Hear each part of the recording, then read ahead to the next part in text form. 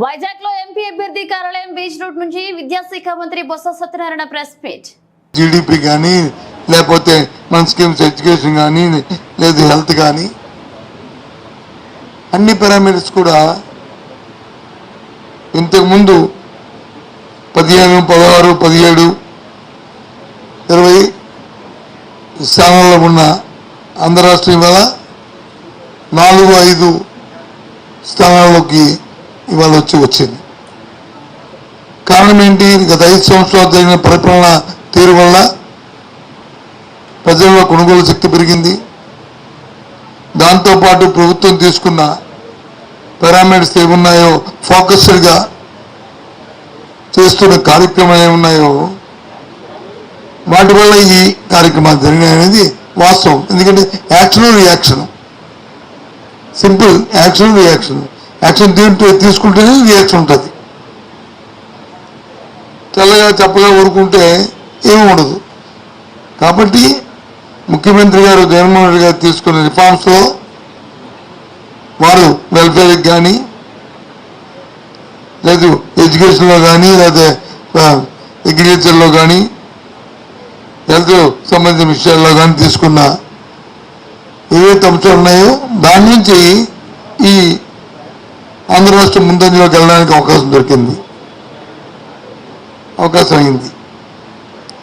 దురదృష్టం పేపర్లో చూశాను, ప్రశాంత్ కిషోర్ అనే వ్యక్తి ఏం మాట్లాడుతున్నాడో నాకైతే అర్థమవట్లేదు. జగన్మోహన్ రెడ్డి ఓ లీడర్, ఆయన ప్రొవైడర్కి వాట్ ఈస్ ప్రశాంత్ కిషోర్ సమాధానం చెప్పు. నేను చెప్తాను.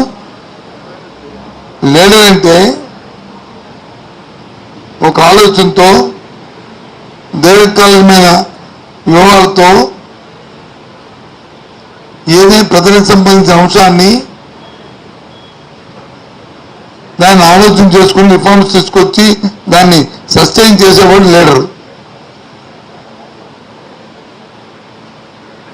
ఇవాళ చేస్తుంది జగన్మోహన్ రెడ్డి గారు చేస్తుంది అది.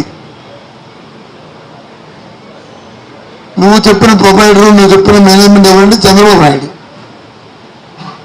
చంద్రబాబు నాయుడు చేసినంత మేనేజ్మెంట్, చంద్రబాబు నాయుడు చేసినంత ప్రోగ్రెస్ ఏమో దాని అంటే అది. అందుకే ఇవాళ గత 5 సంవత్సరాల్లో ఉన్న పారామీటర్స్ కంటే పారామీటర్ పెరగడానికి కారణం అది. ఇవాళ దేశంలో ఉన్న పావర్టీలో చంద్రబాబు నాయుడు ఉన్నప్పుడు ఆంధ్ర రాష్ట్రం ఏ శాతం ఉండే పావర్టీ ఇప్పుడు ఏ ర్యాంక్ ఉండేది, ఇప్పుడు ఏ ర్యాంక్లోకి వచ్చింది, ఎంత పర్సంటేజ్ ఇవాళ ఉంది. ఇవాళ ఎడ్యుకేషన్ వచ్చి దేశంలో ఇవాళ కేరళను మించిపోయిన ఆంధ్ర రాష్ట్రం మించిపోతున్న నేపథ్యం వాస్తవా కాదా? లేదు జీడిపి తీసుకుంటే 16వ స్థానంలో ఉంది, ఈరోజు 4వ స్థానంలో జీడిపి ఆంధ్ర రాష్ట్రం వచ్చింది. లేదా వాస్తవం కాదా? అవునా?